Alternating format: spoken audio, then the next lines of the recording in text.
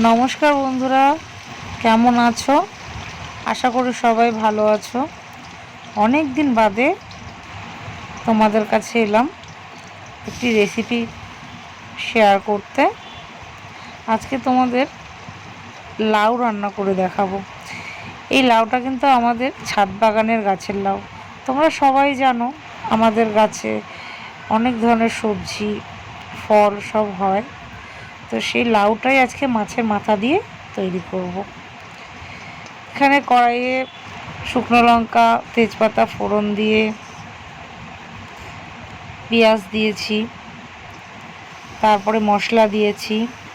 মশলাটা যাতে পুড়ে না যায় তার জন্য অল্প পরিমাণে জল দিলাম, দিয়ে ভালো করে মশলাটা কষিয়ে নিলাম।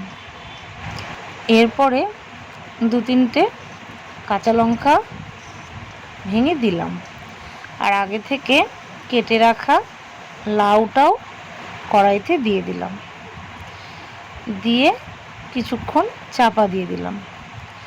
আর অন্যদিকে আর একটা কড়াই গরম করে তার মধ্যে মাছের মাথাটাকে ভালো করে ভেজে নিলাম। ওদিকে লাউটাও প্রায় কিছুটা হয়ে এসছে।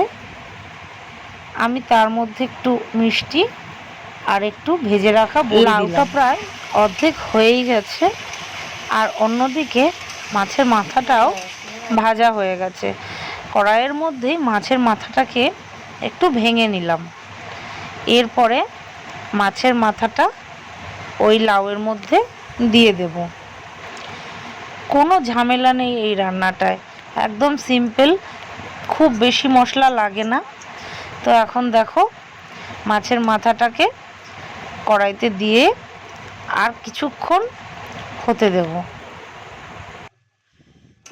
নিরামিষ লাউয়ের ঘন্ট একরকম, আর এই মাছের মাথা দিয়ে লাউটা আর এক রকম, একটা অন্য স্বাদই এনে দেয়।